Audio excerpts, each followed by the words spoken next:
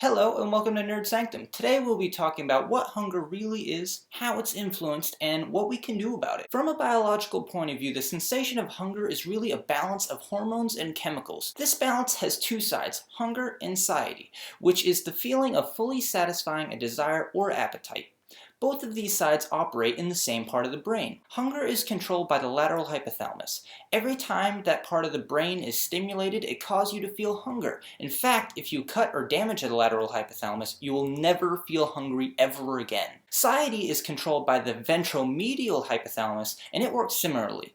Every time that part of the brain is stimulated, it causes you to feel full, and if you cut or damage it, you would never feel full ever again. So now that we understand this balance, let's look at the causes of hunger. Hunger can be caused by a variety of factors, both environmental and physiological. Some examples of environmental causes are, friends inviting you to a meal, being bored or stressed, smelling food, or forgetting the last time that you ate.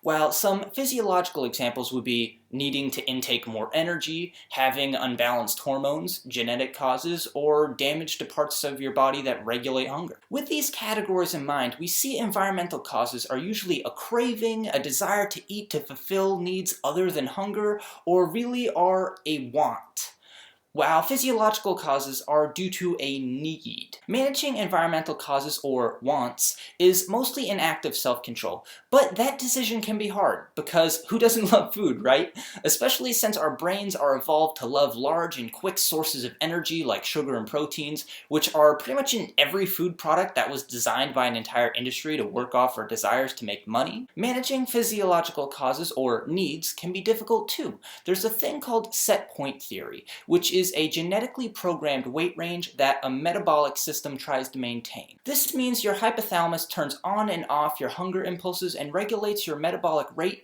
in order to change your weight to something that it defines as optimal.